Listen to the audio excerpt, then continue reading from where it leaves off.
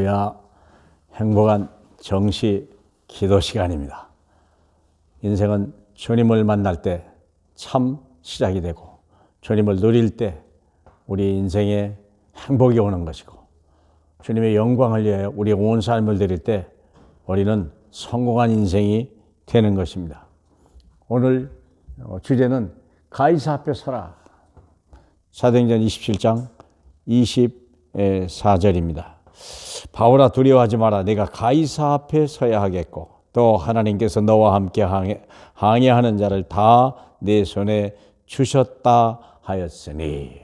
사랑하는 여러분, 우리가 이제는 우리가 이 위기 시대에, 교회가 무너지는 시대에 하나님은 우리를 선택해서 그리스도의 대사로 깃발 높이 들고 가는 곳마다 그리스도의 깃발을 꽂아라 말씀하셨습니다. 특별히 하나님은 바울을 통하여 이 시대에 로마에 가서 깃발을 들어라, 깃발을 꽂아라 얘기했거든요. 보세요. 근데 바울 시대만 그런 게 아니고 하나님은요, 모든 이 시대의 후대들, 우리 렘넌트들에게 왕 앞에 세우는 거예요.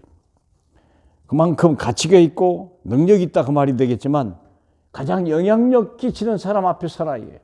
그렇죠? 요셉을, 모세를 바로 왕 앞에, 다니엘을 다리오 왕 앞에, 벨사살 앞에 우리가 왕 앞에 세우는 거예요. 바울을 보고 가이사 앞에 서라고 얘기합니다. 처음부터 그런 건 아니죠. 하나님은 그 사람을 단계별로 작은 것에서부터 크게 쓰기 시작한 거예요. 바울도 가이사 앞에 처음에 쓰지 않았잖아요. 그러면 백부장 앞에, 그리고 천부장 앞에, 그리고 총독 앞에, 그리고 아그리파 왕 앞에, 그 다음에 가이사 앞에. 그래서 하나님도 무리하게 우리를 쓰질 않아요. 그래서 우리 작은 것에서부터 시작해서 하나님이 서밋으로 될 때까지. 그럼 왜 우리가 가이사 앞에 가야 되냐? 바로 이런 현장 때문에 풍랑을 만난 시대예요. 평소 때는 잘 좋았는데요, 풍랑이 이렇게 하고 무력한 현장이에요. 백부장, 선장, 선조 아시잖아요. 백부장은 권력을 상징하고 선장은 전문가, 엘리트들이 그 분야의 최고의 엘리트래요. 선주는요, 경제력을 가지고 움직이는 거. 세상에 이런 사람들이 움직이는 거잖아요. 모든 정치, 경제, 문화를 다 이런 사람들이 운행하는, 미국에 이렇게, 모든 유럽에 중국이 이렇게 하잖아요. 일본이 이렇게 하잖아요. 문제는 뭐냐? 코로나 하나 만나니까 아무도 맥을 못 추더라는 거예요. 누가 해야 됩니까? 포기해야 됩니까? 아닙니다. 바울이 있어야 돼요. 하나님의 언약을 가지고 모든 문제 해답이라고 하는 이 엄청난 언약을 가지고 바울 로마로 가는 한 사람이 있었어요. 아무도 능력이 주지 않았어요. 죄수였어요. 그런데 그의 말을 들어야 돼요. 아, 이런 기가 막힌 일이 어디 있어요. 이들이 우습게 봤다니까, 바울을요. 그냥 죄수의 한 사람으로 했는데 하나님이 알고 보니까 이게 하나님의 언약이 있고 그의 하나님 말씀이 있는 거예요. 그게 중요한 겁니다. 풍랑 속에 하나님의 계획이 있고 로마 속에 있는데 그 중심이 누굽니까? 바울아 두려워하지 마라. 276명을 내 손에 붙여줬노라. 만일에 276명이 바울이 없었다면 어떻게 될까요? 물고기가 됐겠죠. 물고기 밥이 됐겠죠. 오늘은 이 시대가 그래요. 여러분이 전도자예요.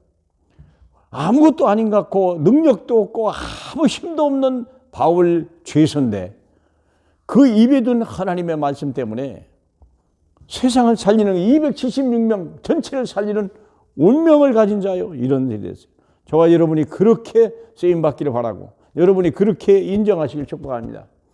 결국 어디로 갔냐면 풍랑을 만나서 다 깨진 배였지만 멜리스 섬에 도착했죠. 내려서 추워서 불을 떼다가 나무 사이에 있던 독사에 물렸는데 이게 또 축복이네.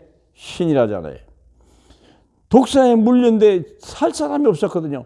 그런데 사람들이 보고 저 사람은 참 신이다. 처음에는 얼마나 죄가 많으면 풍랑에서 나왔다가 독사에 물렸냐. 그렇게 비난했는데 신이라잖아요.